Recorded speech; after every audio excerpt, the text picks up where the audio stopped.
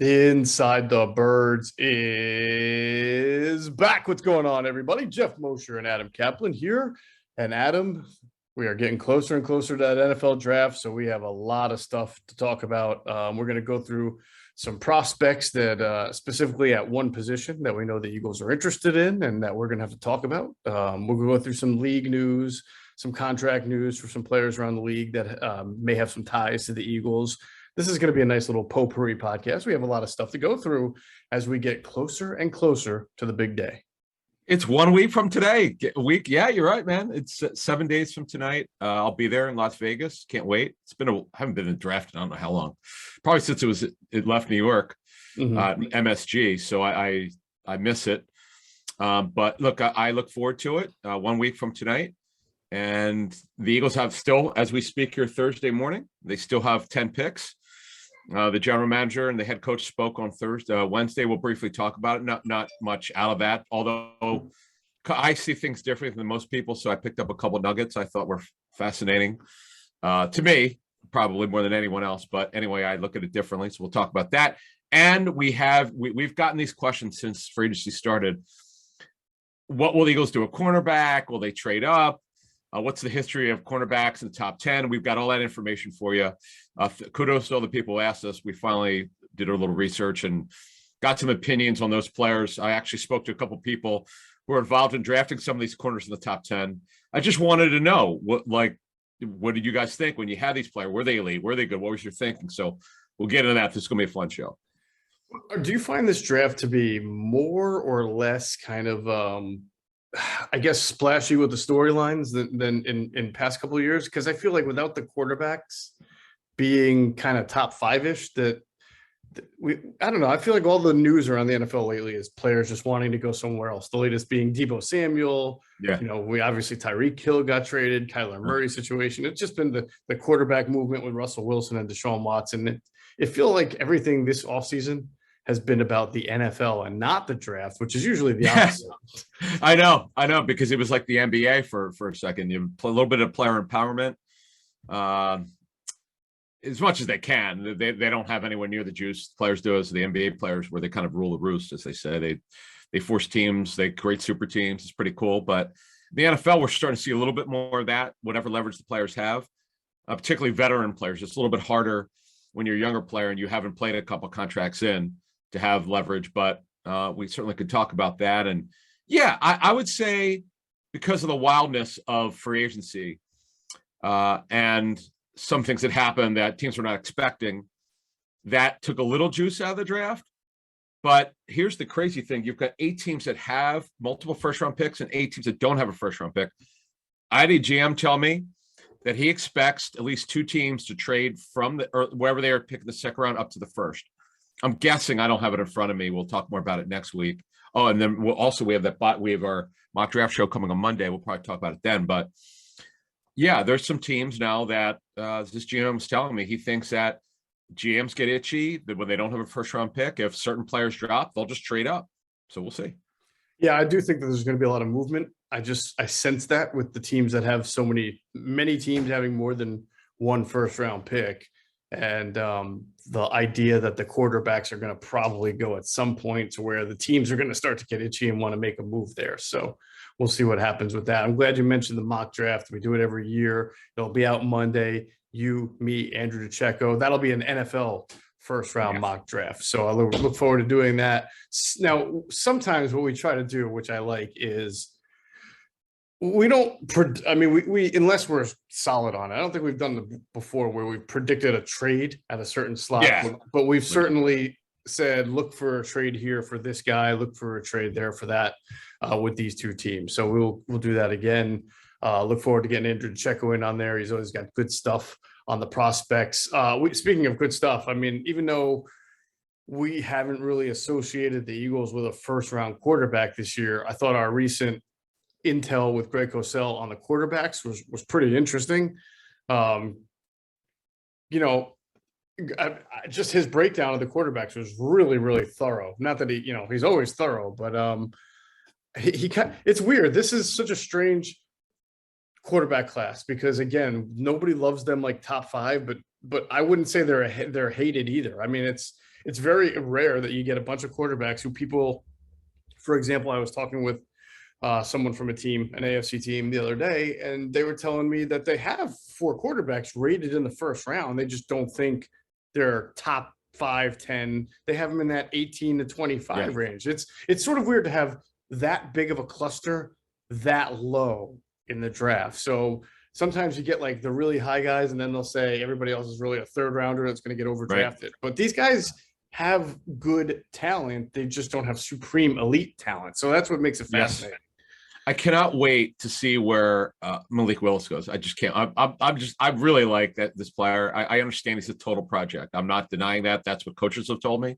Mm-hmm. But I've talked to teams that have met with him either in a pre-draft visit or at the combine or at the Senior Bowl.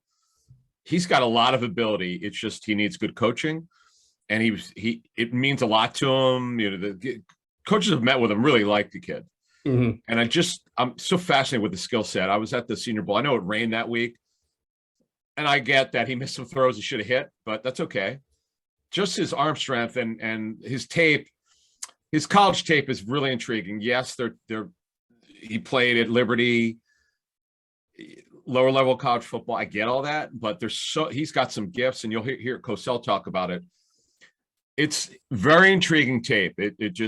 For the team that's willing to be patient with him, and kind of know what you're getting. You like the kid, you've met with him. He's going in the first round. I don't know where I have no idea. As we speak here Thursday morning, I couldn't begin to tell you. He's sort of the wild card. You have to be patient with him. You can't feel like he's going to play year one. He may wind up playing year one, but your thought process has to be, we're not going to play him year one. We're going to bring him along the right way. And when we think he's ready to roll, we'll roll them, whenever that may be. Yep. I agree. It's going to be fascinating to see where those guys go. We know Cosell has liked Kenny Pickett since probably the middle of the college football season. So he likes Kenny Pickett. He will be the first to admit he's not, doesn't like him like a top 3 pick, but he thinks he can win some football games with the right coaching and the right weaponry around him. So in fact, he kind of said that about all the guys. These guys can win football games if they get into the situation, a favorable situation. The question is, can any of these guys lift up a franchise, say the way Josh Allen and Patrick Mahomes do? And that's kind of the unanswered question that the franchises themselves are trying to answer in this pre-draft process themselves. So great point. Check out. Yeah. Great point. I just want to add this. Mm-hmm. One thing that on what you just said, and I'm not comparing, Willis is not even remotely close to as talented as Josh Allen and Patrick Mahomes. Don't misunderstand me, but he's got a very interesting skill set. Coaching matters. Would Josh Allen be the elite quarterback without great coaching? No. I'm telling you, I won't. There's some coaches that I know aren't very good at developing quarterbacks. I won't mention them, but we all follow the NFL. I don't think Josh Allen, if he didn't have the right coaches, he would not be as great as he is. Mm-hmm. Just because you have a rocket arm, you're a great athlete, and you're big, doesn't make you a great quarterback. You got to be accurate. How inaccurate Allen was at Wyoming in his first year, and then he took a jump in year 2. Year 3, he became elite. So without great coaching, it doesn't get there. And yes, is Mahomes way more talented than Allen? Yes, than Malik Willis. However, he's got ability. He could run. He's not the tallest guy in the world. He's got an unbelievable arm. You hear Cosell talk about it. Actually, Greg saw him at a quarterback camp either last summer or the year before that. So Greg was able to see it up close. So we'll see. He's kind of, I don't know where he's going to go. I may find out next week. Who knows? But it's going to be fun. He's sort of a wild card. Yes, he is. All right. And last thing, I want to make sure everybody go back and check out Draft Dream series with Andrew DeCecco. He profiled 5 really interesting college prospects getting ready for the NFL draft. They'll probably all get drafted. It started with Sincere McCormick, the running back from UTSA, then Danny Gray, a real fast rising wide receiver from SMU, Jeffrey Gunter, a real, explosive edge rusher from Coastal Carolina. Then he had Zion McCollum and Michael Griffin II. One guy was from North Dakota State, the other one from Sam Houston State. So really fascinating stuff. Andrew asked great questions, got great answers. So I encourage everybody, if they get a chance, to check out the Draft Dream series that we did. It's on our YouTube channel, and it's been podcasted. And Adam, we're really excited to announce our newest venture. It's we did it once before for a little bit of a time, but now we're trying to make it a little bit more regular, a little bit more pomp and circumstance to it. It's a new Inside the Birds newsletter. It's even got a name. We call it The Source. All right. So our fans and viewers and readers can register it completely free, and you'll get provided with all of the latest ITB content on a weekly basis, including, this is the best part, exclusive Ask ITB mailbags that will only be available to newsletter subscribers. So that's yet another way that we can answer people's questions by, them subscribing to our newsletter, and then we'll be able to answer it through that. And really, it's easy to sign up. All you have to do is hit the link in the description and fill out the form on our YouTube page. So, or in our podcast, we'll have the links in all the bios that are necessary. You just click on it. We'll probably have it on our website too, insidethebirds.com. You can just sign up. It's free of charge. So it's a no-brainer. You're going to get a lot of great stuff from Adam and I, and everything that Inside the Birds produces, all right at your fingertips. So make sure if you go to our YouTube videos, you see them, and even on Anchor or Apple Podcasts, we'll put all of the sign up information in the bio information on all those platforms. You can just click on it. Cool. Yeah, it's going to be awesome. Looking forward. In fact, I think we answered a couple questions already for that. I think. Yes, we have. That's what we call a good tease. Yeah, in there, Adam. Nice job. We did answer a few for our first. I answered them. Awesome. All right. So let's get into some of the meat and potatoes here. We had talked about Steven Nelson signing with the Houston Texans last podcast. And I know you have the details of the contract. Yes. So the 2-year deal. We could have guessed this a mile away. We knew it would be a 1-year structure. Mm-hmm. And it is. It's low end starter, high end backup money. 2 years, $9 million, $4.5 million fully guaranteed at signing. If they cut him, the Texans would incur $1.5 million in dead money, and they would owe him $750,000 if they cut him. Of the $4.5 million, there's the $750,000 fully guaranteed in year 2. So if they cut him, in today's NFL, that's nothing. I hate to say that, boy, we love $750,000 ourselves, but anyway,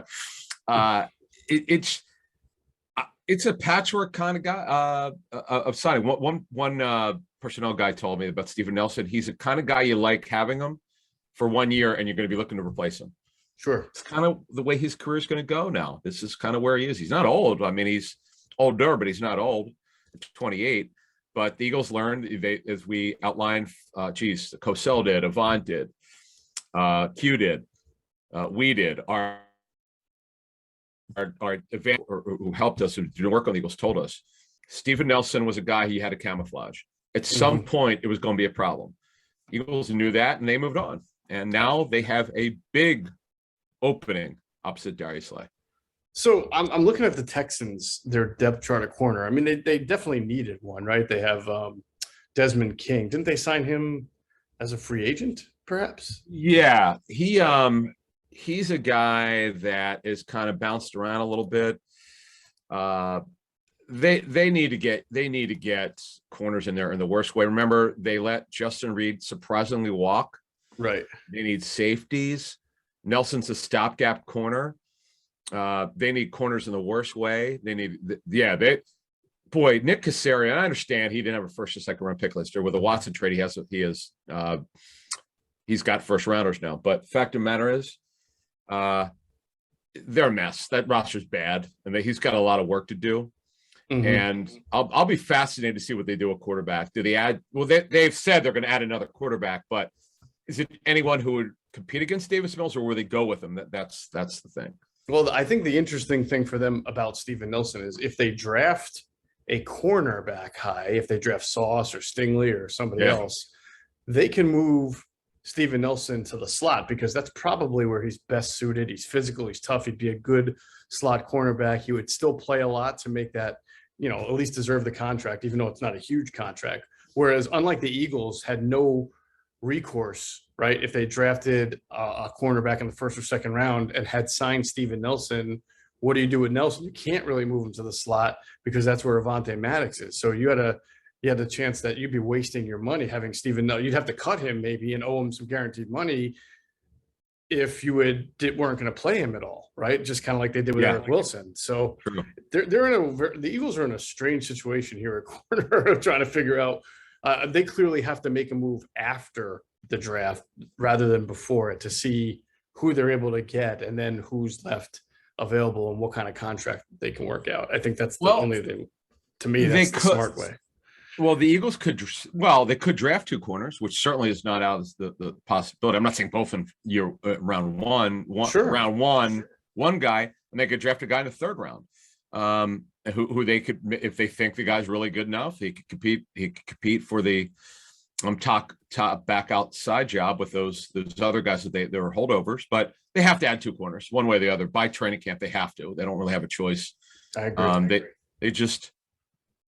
They're in a tough spot. And plus, remember, the draft is about the future, and the immediate needs for free agency, they were not filled at cornerback. So, and as you mentioned, they lost a Nelson. So they got a lot of work to do. It's good to have a lot of picks, and they did make the playoffs, but they got a long way to go. We'll see. We'll see what they do. It's going to be a fun week for them. Yeah. And what do we have on Devin Allen as far as contract? Yeah, Allen. I was watching an interview. The guy said Devon Allen. I don't know. It's okay. Yeah, it could be. In fact, I should email the Eagles about that. I'm just curious. Is it Devon or Devon? But 40,000 of his 705 base this season's fully guaranteed. So they could cut him and only owe him 40 grand. That's just. I know there are other teams involved after his pro day at Oregon, but that's all he got because of his injury history, and he hasn't played meaningful football in 6 years and hasn't been a factor in football for 8. So to me, if he makes the team, he'll just be a kickoff returner. I'd be shocked if he plays anything at receiver. I wonder if the Eagles gave him the most guaranteed money, which is, again, not a lot of. Geez. I know that's a good question. I don't know. He had a little leverage because he had a great pro day and he shows that he's healthy. Mm-hmm. He's obviously older, but man, their return game was so bad last season.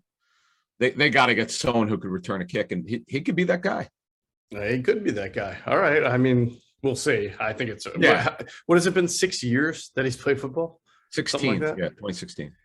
2016. So yeah, that's a long time. Can you think of anybody who went 6 years without playing football that made it into the NFL? It seems like an awfully long time. I know. I hear you. Well, yeah. It's coaches I know. Dick Vermeil missed 15 years, came back, but no. It's a tough deal. You're absolutely right. Good point. So, look, but if the guy's healthy, if he could just be a good kickoff returner, isn't it worth the 705? Yeah, I'd do it in a heartbeat because they're special teams returners. Although, by the way, I guess we've been quoted, just to repeat, the Eagles do have some interest in Andre Roberts, the former Pro Bowl kickoff returner, punt return. He's not a receiver anymore. He just return. The Chargers, I'm told, wanted him back at the veteran minimum. That's not what he's willing to accept. He wants more than that. There are other teams in it. We'll see. But I don't get the feeling that bringing in, they want to solve it. So if they sign Roberts before or after the draft, it doesn't mean they would have to cut Allen. They bring everybody to camp and see what happens. Yeah. All right. Well, we will see what happens there. I want to get into the Deebo Samuel situation because it's like cutting off the head before. I mean, we've already probably had. I know we've had people tweeting us, asking us questions, everything like that. So we'll get into that. But first, we have new partners, and I don't know if you've had a chance yet to experience the knack bag. Have you gotten your knack bag yet? I got it, and I appreciate that. Mm-hmm. And I will hold it up on our next show. Which will probably be our biggest show of the year, the mock draft show. Yeah. And it is a cool deal. Yes, absolutely. I appreciate that we were able to get that. So I'm going to be honest. I was a little skeptical at first because I thought I had a really awesome book bag anyway. I have one of those modern backpacks that has the 1,000 compartments and something special for your laptop and a water bottle holder. So I'm like, all right, these are, obviously I'm going to give them their time because they're our partners, but, and I'll look at the bag and check it out. But I will be honest with you. I was amazed because they have so many specialized compartments and so many things that fit perfectly, but it is 1/3 the size of the backpack that I have. It is almost lightweight. It's almost like the spacesuit of backpacks because it's got as much space as the huge bulky one that I have, but it's 1/3 the size. Now, the thing I don't know, I'm going to try to hold up for our YouTube video, people. I don't know if they can see this because of my virtual screen is making it difficult. But what I like, I saw it. Yours is black and gray, like mine. yeah, black and gray. Yeah, the virtual screen's really killing it right now. So, Oh, there, I got it. I got it. Yeah. So for those just listening, these backpack flaps that normally slide over your shoulder, they can disappear into like this little compartment so that all of a sudden you don't have the backpack flaps, and then the side has the handle, so it like becomes a briefcase like that. See how I'm holding it now like a briefcase? Yep. Because the backpack flaps went away, and that was really awesome. I took a plane trip recently, and I don't really like to wear the backpack on the plane because you're moving around, you're like banging everybody in the head left and right. You got the water bottle sticking out, you're getting them wet, and everybody gets mad. I like to just take it off my back and then kind of keep it in front of me like a briefcase you would do. And I was able to do that in like 2 seconds with this thing. So it's really it's the ultimate hybrid backpack because you can work with it, you can travel with it, you could use it every day. Again, it's so light, and it's got it apparently has a patent pending hidden expandable carry-on bag. It's got its own patent for this. So it looks very professional. Like you could wear this as a backpack, or you can go into a business meeting with it. It's just unbelievable. Like I said, when I was on the plane, also when I put it, when you got to put your stuff by your feet underneath the chair in front of you, and sometimes you get that backpack and you can't fit it under because it's got 1,000 things there. I was able to just bam, slide it, and I could take my laptop in and out and in and out. And it was really cool. So you don't have to worry about style or functionality. It's got both. It's designed for professionals who need the convenience and the function, but also not trying to look like a student where that you just got out of class or anything like that. So I recommend everybody take a look at Knack bags. We have a special on it at Inside the Birds. You can just go use the code Knack Birds. So that's KNACK Birds. And for a limited time, you'll get a free TSA approved lock with a purchase. So just add the TSA lock to your cart with your Knack bag of choice and use that code KNACKBIRDS at checkout to get it for free. And remember, that's KNACK Birds.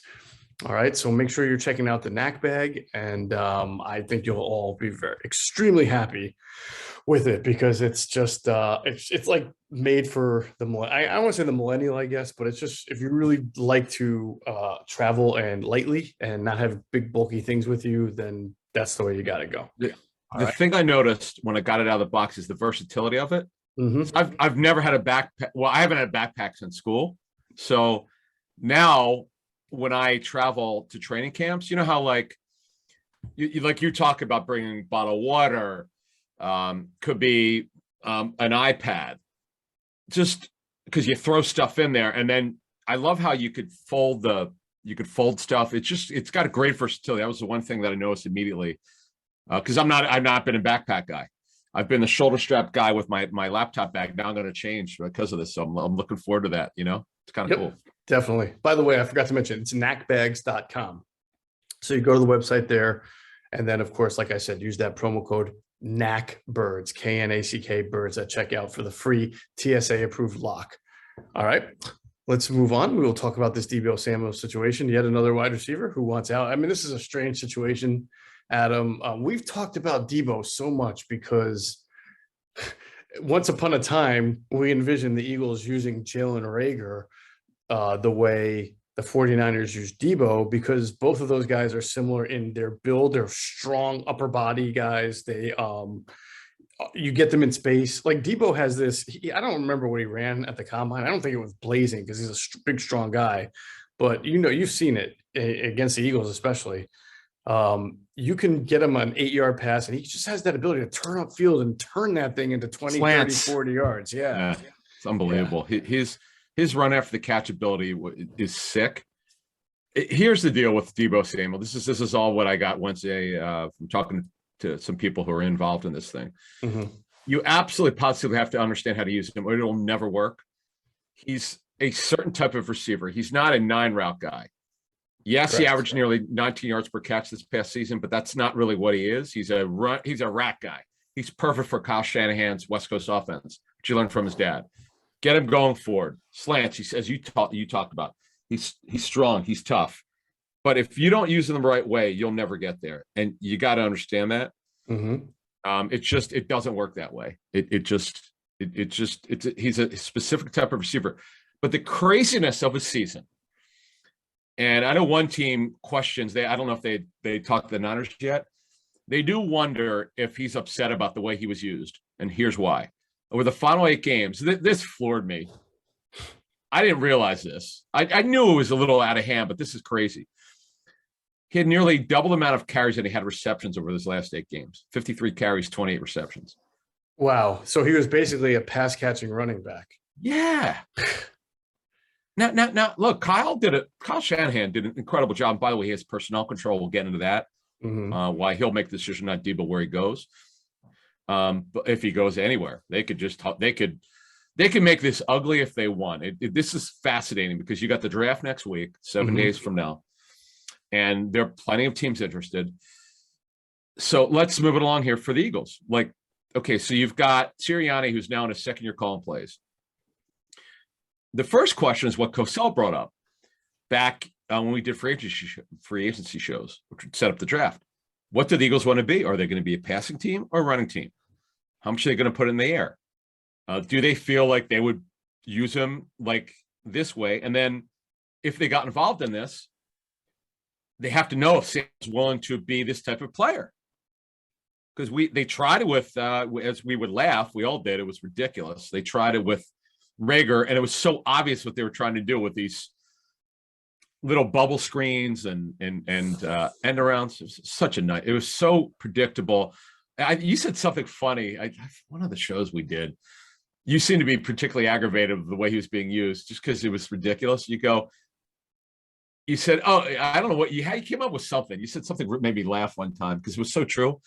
It was so predictable every time they were going to do it. Once they started doing it, they couldn't stop. It wasn't like they were doing it 10 times a game, but they do it 2 or 3 times a game, and it wasn't working, but they keep trying to do it. Kind of thing is you try in the offseason, you don't shoehorn it in season. It didn't work. So my question is, obviously this would have the general manager and the head coach, who happens to be the play caller, would have to agree. They better know how they're going to use them. And they'd have to find out through his agent, who happens to be Tory Dandy, who just did the Denzel Ward contract, great contract for the player. Is he going to be amenable to having this type of role? Because this is why he blew up this season. This dual role, he was incredible at it, and give Kyle Shanahan credit.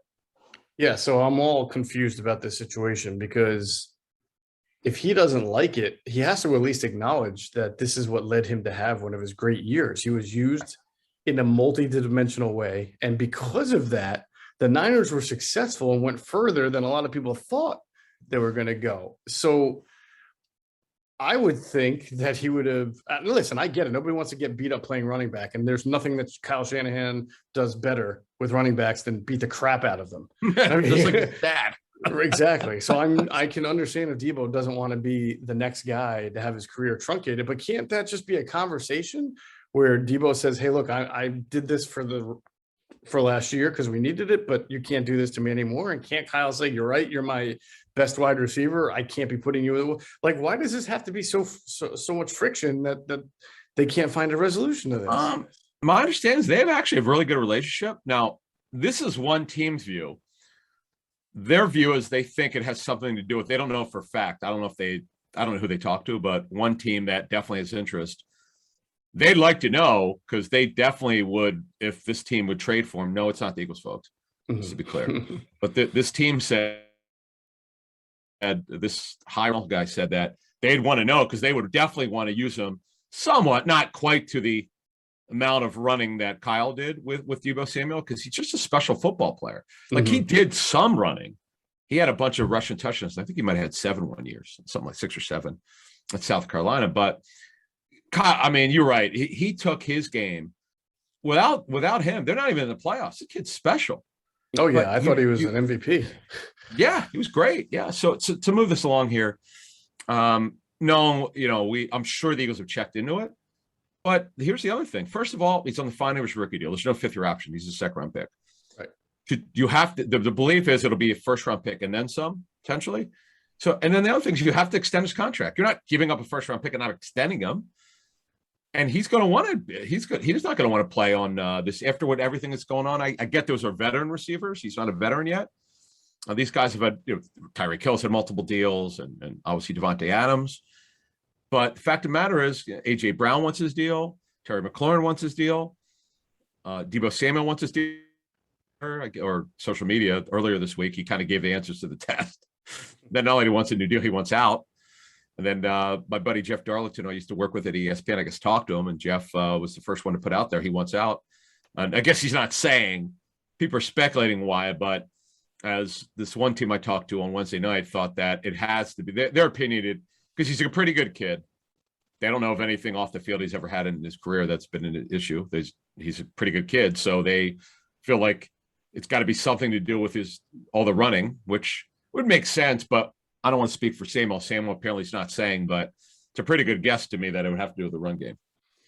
All right. Well, this whole situation is confusing me. It's very rare that you see a guy want out, but he has good relationships with the team. He just wants out unless it's for money. And I know it was reported that money really isn't the number one thing here.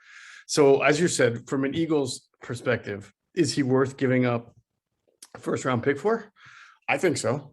Even if there's an agreement that you're not going to use him as a running back and he's just going to basically be your ex receiver. Yeah, I think he's that good. I mean, I would make that deal, especially if, well, I guess I would have to know from his agent what exactly he does want from a contract extension first. I mean, he is one of the top receivers, so you're going to have to pay him in that, I guess now 19 to 20 million a year. It's actually more than that. Yeah, it would be. Oh, is it? Yes. Yeah, so basically, Adams got 28 million a year. Tyreek Hill got 30 a year. Now they're a top of the market. He's not getting that deal. Right. The number I was given is 22 to 24 million would be very, very fair. Diggs is a little bit higher than that, but it was a team friendly and guaranteed money at signing. You're right. He's so gifted. He is such a unique football player. I know Cosell love when we have him on a fantasy show on Sirius. He's raved about him since day one. But you got to see, here's the thing. I remember this. Kyle Shanahan coached him. The Niners coached him in 19th Senior Bowl. So he had intimate knowledge. Obviously they drafted him, and Deebo was like this with the specialty plays, and now now he's like this. If you're watching us on YouTube, so we'll see what happens. They're going to have a lot of competition. I mean, if the Eagles get involved, we don't know if they are, but we know that they always call when a player like this gets available. We'll see where this goes here. But to me, unless the head coach is totally sure he's got to figure it out, you just don't get involved because of the cost, the draft pick cost, and the money. And then Kyle Shanahan, by the way, is personnel control. The club has the leverage here. They could just make him wait. And by the way, the fines for training camp are extremely punitive. You cannot rescind fines anymore in the new CBA. So it could be the point where half of his salary could go to fines. So we'll see what happens. And if you're any team and you want to trade for him, it has to be done by next week. Why? Because if you're a team that needs a receiver, you either trade for a receiver or you get one early in this draft. Yeah. No, that point actually, I had said I think he's worth a first round pick, and I could see the Eagles being interested, but I could also probably more see the other side, which is there's a lot of wide receivers in this draft. I have the opportunity to get one or two of them cost controlled for 4 or 5 years, as opposed to giving up a first round pick and paying a guy upwards of $20 to $25 million a year. That's a lot. And, if I'm Howie Roseman, I'm probably looking at the draft and thinking that's probably my better recourse right now. The way the price tag for wide receiver jumped this offseason, Adam, I think everybody is thinking, you know what, let's take our chances in the draft and hope that we can find our next Deebo Samuel for a lot more cost control than paying one. Although somebody, as you said, will do it. Oh yeah. Yeah. Oh, one thing, one thing people talk about the Christian Kirk deal blowing everything up. It did to a certain extent. Remember, he was an unrestricted free agent. Deebo Samuel's he's not a free agent. Right. So he doesn't have that leverage he could, if this gets to be ugly and they don't trade him, right? If they don't trade him through the third day of the draft, Mhm. and he decides he's going to hold out, well, obviously this fines are big. It's going to be a problem. Now, and Kyle Shannon's like his dad. Mike had personnel control of the Broncos. Kyle he makes every personnel decision with input from John Lynch, but in the end, it's his call. If he wants to trade him, he'll trade him. I've know guys who've worked with Kyle. He doesn't give a bleep. Right. So, I like the player empowerment. I think it's a good thing now, but this one, as you said, I agree with you. It's really interesting because there's, from my understanding on Wednesday night, there's no like beef, like he doesn't like the head coach. It's just, we need to learn more about what the situation is. It's fascinating. And look, they're going to be, the Eagles are like every other team. They have trade calls now. At every deadline. We reported last fall when the Eagles Panthers were on a trade call. They're exchanging notes, and Carolina happened to ask about Dillard, and it didn't go anywhere because Eagles were not looking to move him. He's another one. I mean, why wouldn't they trade him now if they could get a fourth for him? I mean, the leverage is no longer really there because they've extended Mailata's contract. So I don't know what they're waiting for, because they're not going to use the fifth year option on the guy. Right. So like, what are you doing? All right. That, my friends, earlier, Adam, you had a great tease, and that is now a great segue, because I want to move into that discussion. We had some really good positive feedback from our last podcast where we answered some questions, including one about potential trade up. And we mentioned how Carolina, sitting there at 6 overall, where the Giants have picks at 5 and 7, seemed like a really good opportunity to maybe make a draft night trade, especially if the Giants don't take a cornerback at number 5. They might at 7, so 6 seems like a logical spot. We know the Panthers need some offensive line hopes, left tackle help. So they could literally get Andre Dillard, who, as you just mentioned, they called about last year, and move down and still get another player in the draft, be it a quarterback or some other position, potentially in a deal with the Eagles that we discussed. So I want to expand that now, because we've talked about corner. That would you would think if they're moving up to 6, a guy like Sauce Gardner is a guy that they have in their sights last year. Of course. Yeah, last year they obviously had Patrick Surtain in their sights, weren't able to get him. So you wanted to, and I thought you did a great job here of pointing out the history, at least the recent history of cornerbacks that go in the top 10 of the NFL draft. And then, man, you go through some of these names, and I swear there are some really good picks, and there are some terrible ones. I mean, it's so funny. It's so funny you mentioned that. Doesn't even describe it. And I'll admit, and all the people who hit me up on Twitter were all wrong. It's way better than I expected. I thought, because here's where we were all right. Yes, folks, this is an amazing stat. And thank you for all the people back. I went back. There was like at least 5 people who asked us to look into this. They didn't ask it the same way, but they all wanted the same information. Is it a good thing to trade up for a corner? Should you take a corner in the top 10 if you trade up there, or whatever? If you have a pick there in the top 10, this is not just, by the way, for the Eagles who might try to do that, who knows? But for Giant fans who I know they want a corner, and we appreciate Panther fans where they've checked in with us, Jet fans, Washington fans, Giant fans. We know a lot of people are listening who are not just Eagles fans, so I got all information for you. So over the last 20 years, going back to 2002, only 20 corners, it's just 20 years, 20 corners have gone inside the top 10. What's surprising me about this, it's been better than I thought. I don't know. I'd never done any research on this, so I didn't know. I was like everyone else, just guessing, because we knew about the busts have been the top 10. But let's go over this. So last year, I know the Panthers were very happy with J.C. Horn. In fact, they thought Horn was quite possibly their best player in their offseason program and training camp. He was that great. Wow. Great for the first 3 games. And then he, what they called the House of Horrors game, where Horn broke his foot, was out with a Jones fracture, missed the rest of the season. And then McCaffrey had a hamstring strain, barely played after that. So that curtailed their season, but he was terrific. And Pat Surtain, who went ahead, Horn went at 9, Surtain went at 8. Broncos felt he was terrific. So he, like his dad, what a story. Wow. He sons of 2 players, Joe Horn and Patrick Surtain. Yep. So now 2020, 2 went, Jeff Okudah from Ohio State, Detroit at 3. CJ Henderson was absolutely a miss. Panthers are using him, told us their third corner, but Mm. the Jags missed on. Okay. What's his name? Urban Meyer. Okay. We don't have time to talk about this guy. You want to get my blood boiling. But he didn't want him.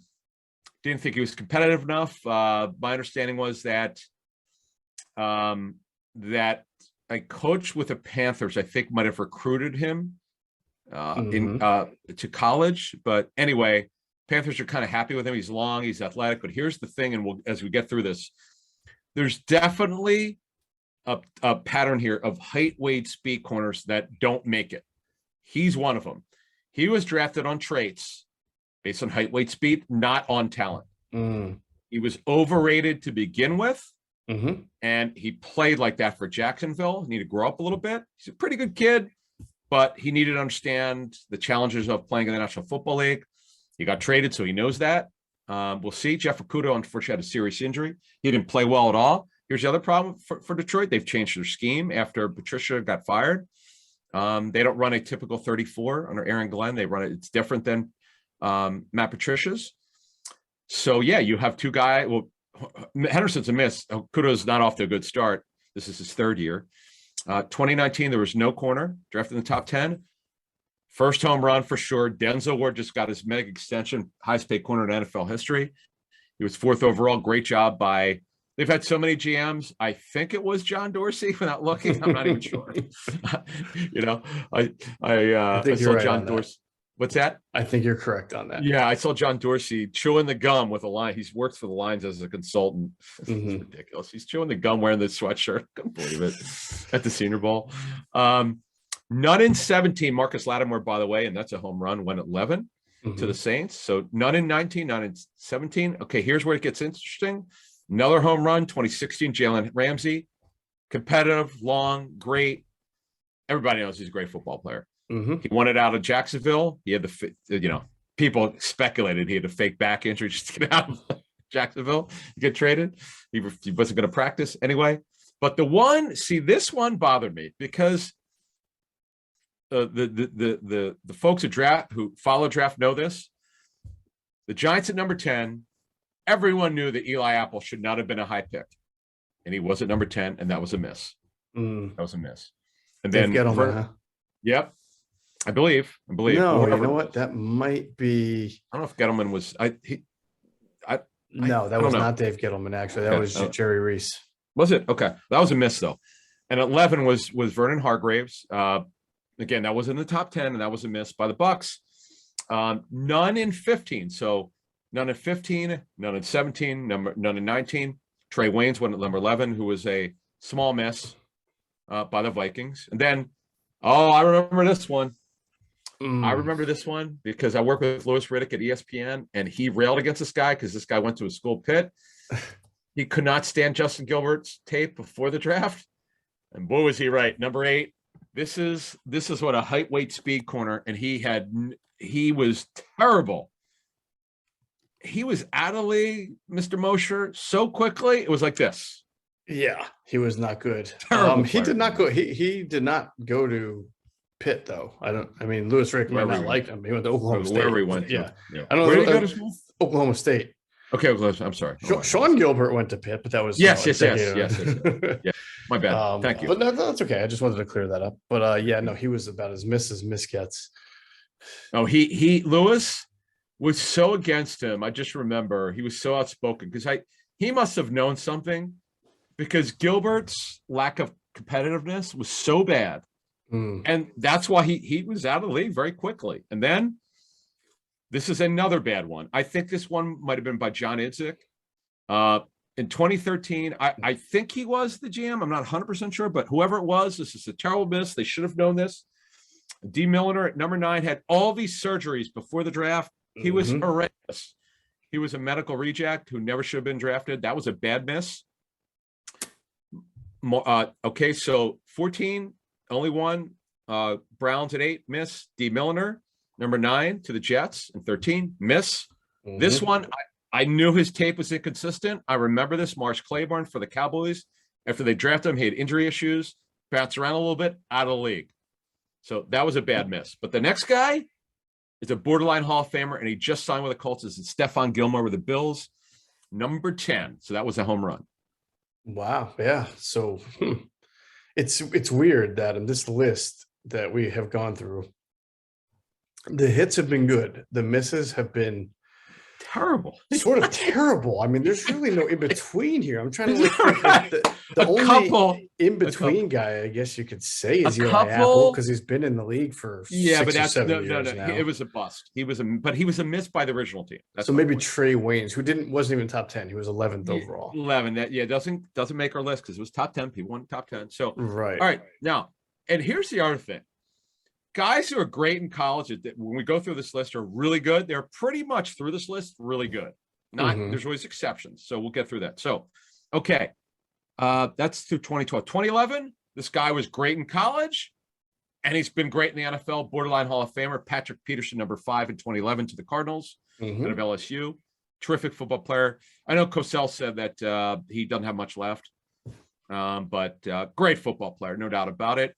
And then he was the only one that year in 2010. Another guy who was great in college, and he's been great in the pros. I don't know that he makes the Hall of Fame, but when Cleveland, to the late Tom Heckert, I believe he drafted Joe Hayden in 2010, number 7 overall. Terrific football player. Still playing, by the way. Still playing, I think. He's a free agent. Was with Is he? I thought last year was his. Okay. I don't think he's retired. Done. Okay. I don't think he was tried. Now, this is crazy. 06 through 09, no one went in the top 10 at corner. That is crazy. Now, here's a trivia question because you know it's on the list. A former Eagle was drafted 11th overall by the Bills, Leotis McKelvin. Leotis, I remember that. He did not pan out well for the Eagles. Yeah. Right. Now it gets interesting because it gets to your point about guys who are sort of good, sort of okay. Okay, so in 25, this is a controversial pick because the head coach and GM did not agree on this pick. Jeff Fisher and now the late Floyd Reese, great guy. Pac-Man Jones at number 6, who was super gifted, had major off the field concerns coming in, and as you know, unfortunately, he had them there. Yes, but he did major. compete. He went to the Bengals and continued his career, but that was number 6 overall. And then at 8 overall is interesting because he was later moved to safety, and he would make your list of, you know what, wasn't a bad football player. He'd be better than average. This was a hit. Antrell Roll. You might remember him for the Cardinals and the Giants. Was there anyone else? I don't remember anybody else, but yeah, I remember him with those teams. So that was a semi-hit for the Cardinals. And this guy was a semi-hit. He's pretty much at the same range. 05, Carlos Rogers for Washington got 2 contracts, number 9 overall. Yeah, I thought he was a pretty decent player. Solid, yeah. Niners, yeah, that's a hit by Washington. And then I talked to somebody who worked with the Falcons in 04, and this was absolutely a home run. D'Angelo Hall in 04, number 8 overall to the Falcons, and 2 picks later was a home run. Dante Robinson, 2 Senior Bowl guys. Yeah, he got hurt, Dante Robinson. He was good.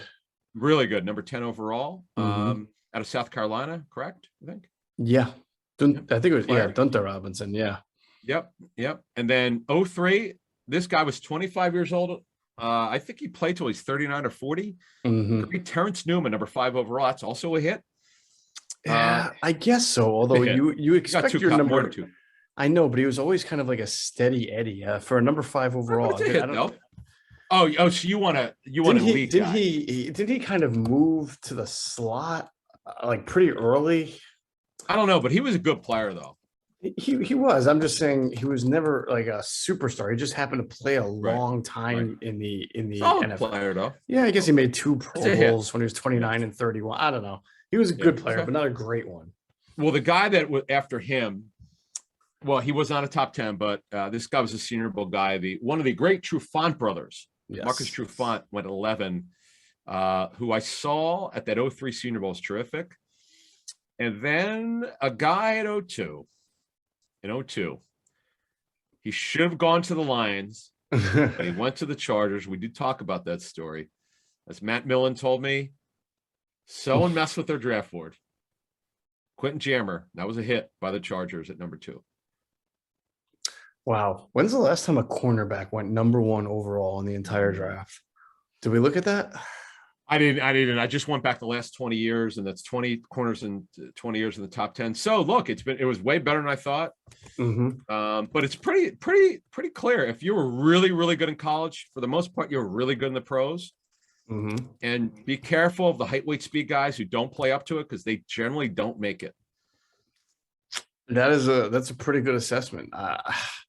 Man, as you fast forward to this year, I have a feeling that Sauce and Stingley are going to be pretty good, but I am concerned about that middle tier of McDuffie, Booth, and who am I missing?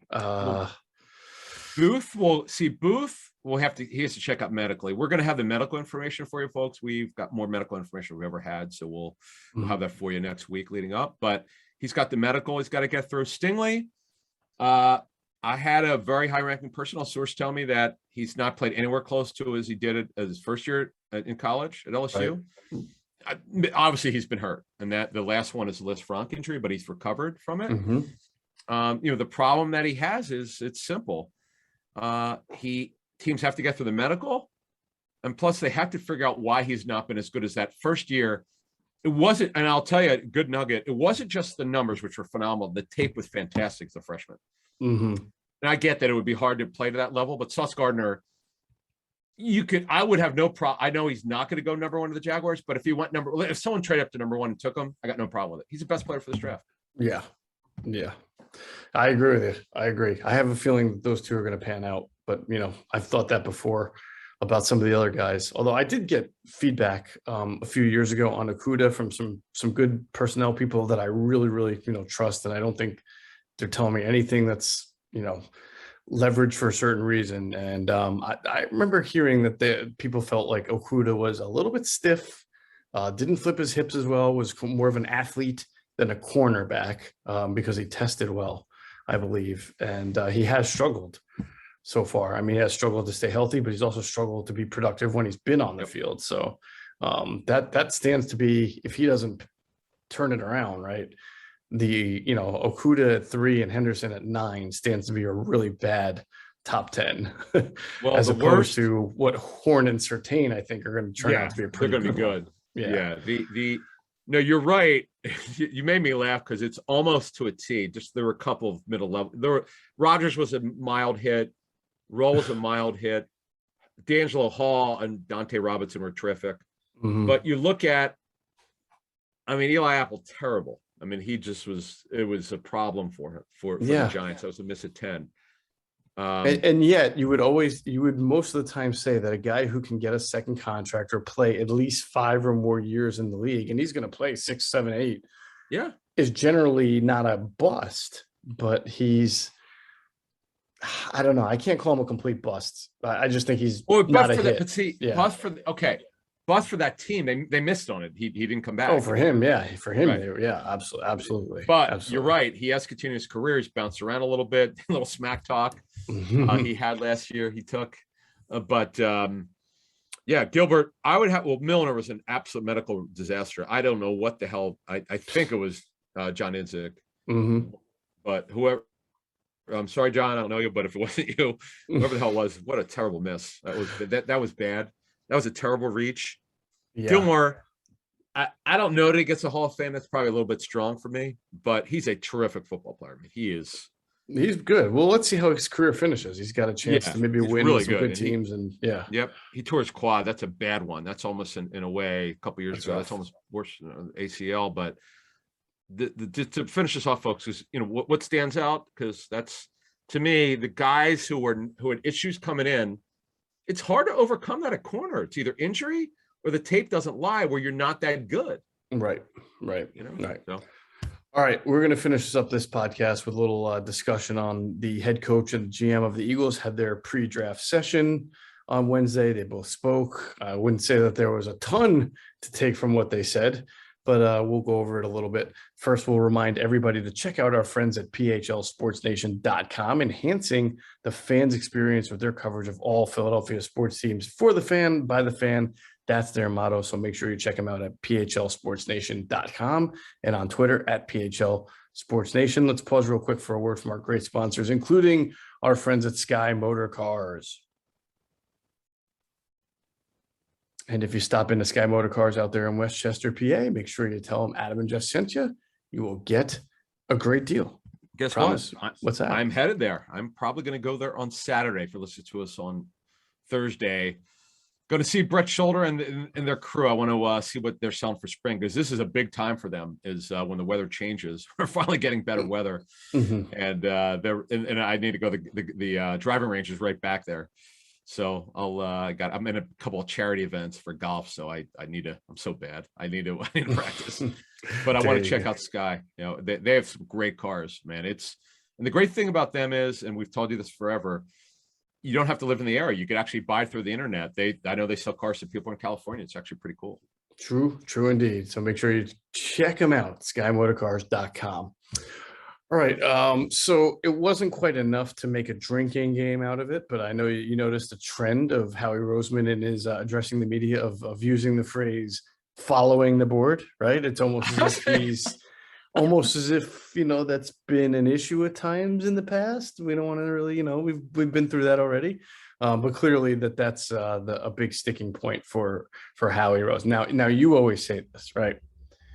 Everybody always says they want to follow their board. It's what happens in the heat of the moment when you got some really good players, or you got a trade call, or maybe your owner suddenly likes a guy or wants to root for somebody more so than normal, that it becomes a little bit tougher. It's easy to say a week before.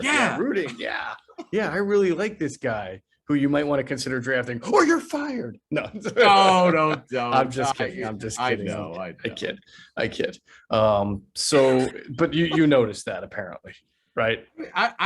It's really interesting. We said this last year when the Athletic article came out. We had done our own reporting over the last 5 years on the owner's involvement. The Eagles, the Eagles, they'll do it because it's their job to defend the owner's involvement, or they want to make it lack of, which anyone who covers the team knows Jeffrey's been involved since Joe Banner left, more and more, particularly after Roseman got his job back in 2016. That's he's not making any decisions, but he has involvement. And, he can deny it all we want, but everyone who has sources has put the information out. You and I have. You had that great nugget about the separate Zoom channel in 2020 prior to the draft. Look, I give the GM credit on Roseman on this one, which I like. I mean, if you're an Eagles fan, you like hearing this. He was called out in these unnamed sources through the Athletic article last year. I thought the reporting was great on it, and about how he not following the board. And guess what? What do you think he talked about leading up to the draft in the presser? Sticking to the board. Right. But the ironic thing is, the one pick that he didn't follow, he looks like he's probably going to get right on Milton Williams. It's only 1 year. But boy, he was way better than, for most people expected. It's just funny how that works out. And I counted twice that he talked about it.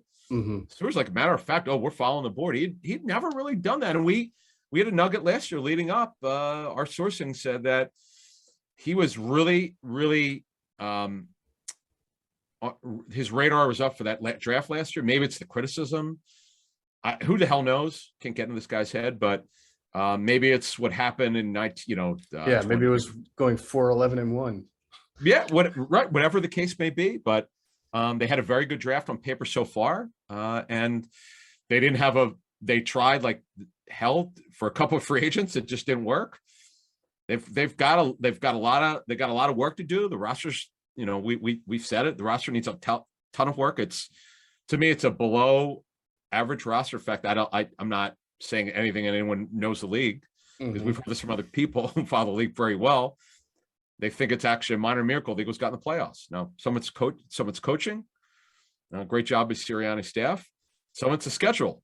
And by the way, their schedule, if you just look at the teams now with all the coaching changes, it's a pretty good schedule. It's actually a little bit better than I thought. It's hard to say. Your schedule is what that team is that week that you're playing them. Right now, I'm saying on paper now, what it looks like now. But anyway, I thought that was interesting that he talked about following the board. And then I laughed. I forget who asked it about the safeties. I think Geoff McClain asked when they inquire. And I'm kind of laughing because they didn't get a follow-up in. Had I got the follow-up in, I would have said, hey, wait a minute. You say you like your safeties, but why did you make a monster offer to Marcus Williams? Yeah. Explain that one. Yeah. I mean, I'm trying to put myself in Howie's position. Like as a GM of a team, I'm not going to sit there and diss my own safeties. Of I get course I'm that. going to say I'm like them, but at some point I'm also not going to insult the fan base or the media or asking the questions. At some point you have to figure out a way to, I mean, he has certainly discussed this at other positions, always wanting to find upgrades or really knowing that that's an area that they can upgrade. You know, but we like those guys. That was up there. That whole thing was up there to me with Nick Sirianni and Derek Barnett talking about his high football IQ. It's like, who are you trying to sell this to, man? Well, you know what though? On that one, yes, he has some dumb penalties, but in terms of coachability and understand what you're being taught and use proper technique, maybe he does have a good IQ in that area, but Sirianni never explained it. All we know is about the dumb penalties, which frustrates fans. Right. Anyone who watches their tape. Right. Which is one of the surprises, certainly of their offseason that he came back. Small surprise, but surprise nevertheless. But I just thought it was interesting. I would have, because over the years, he hasn't, like if a reporter will say, hey, you know, you guys are in on this guy. Sometimes he's admitted it because it's out there. It's been well reported. But anyway, I just thought it was funny because Marcus Epps has been a good story. We talked about him on our pregame show last fall a ton. Yeah. Guy's a good story. I don't know why. Because think about it. If they would have got Marcus Williams, that would have eliminated him almost certainly for them to draft a safety. Mm-hmm. They didn't get him, and they don't have the Honey Badger as we speak. Honey only a stopgap. Marcus Williams is not a stopgap. He would have been along the lines of Roddy McLeod and Malcolm Jenkins. Long-term answer at safety. Harris is a 1 year. That's it. Marcus Epps could play into it. Would it preclude them if they would have gotten Marcus Williams drafted someone in the third? Maybe no. But they certainly wouldn't do it in the first or second round. No doubt that would never happen. All right, enough on that. Our next podcast is our much anticipated NFL mock draft roundtable podcast. You, me, Andrew DeCecco, and we will do the entire first round mock draft for the NFL. And then we'll get excited. Next week, we will really roll into it. We'll have some last minute nuggets. Spoke to a couple of teams on how many prospects they have actually rated as first rounders. I've talked to some teams on where they have certain guys at ranked at positions. So you and I will go through that and we'll have it all covered. So keep it here on ITB. You know, we're going to have it covered as we get closer to the NFL draft. That'll do it for this episode of Inside the Birds, the leading podcast in Eagles Intel. Big thanks as always to our producer, Hunter Brody. You can check out his work on YouTube. It's called Sports Talk with Broads. And check out his website, broadsmedia.com. And as always, we thank you for flying with us inside the bird.